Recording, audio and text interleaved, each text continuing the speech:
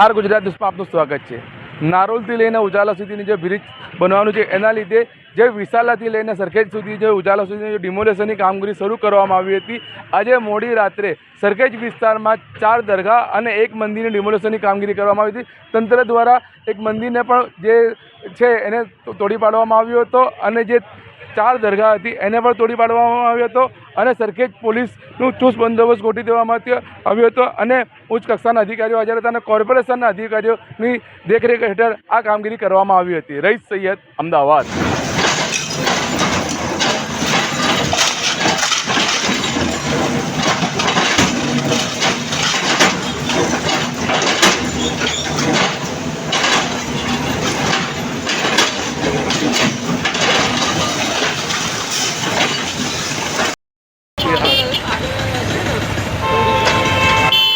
चलो चलो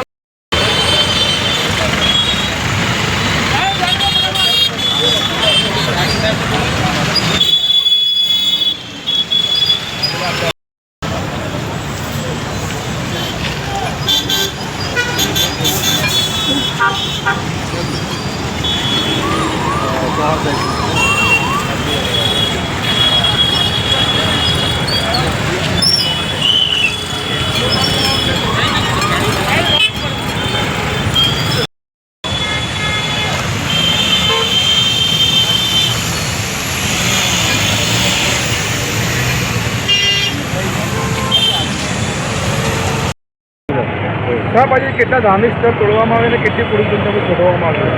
આજે 4 મજાર છે નાની, એક કબ્રસ્તાન નાનું છે ને એક મંદિર છે, એનું ડિમોલેશન છે। નેશનલ હાઈવે ઓથોરિટીની સાથે પોલીસ મદદમાં છે। આમાં એક એસીપી છે, 2 પીઆઈ છે, 6 પીએસઆઈ છે અને 150 પોલીસ છે અને બંદોબસ્ત છે। સ્થાનિક પોલીસથી બંદોબસ્ત રાખવામાં આવેલો છે। લગભગ બધું કામ શાંતિથી પતી ગયું છે, હવે ફિનિશિંગનું કામ બાકી છે। કેટલા જૂના બાંધકામ હતા? ફરીથી કેટલી જૂની હતી? આ જૂની, આ વર્ષો જૂની છે। તો રોડ ઉપર હતી વચ્ચે, જે અત્યારે નવો ડેવલપ થઈ રહ્યો છે એમાં રોડની વચ્ચે હતી, એટલે ઓલરેડી આ પ્રોસેસ કરવામાં આવેલી હતી, તે અંતર્ગત બંદોબસ્ત આપવામાં આવેલો છે।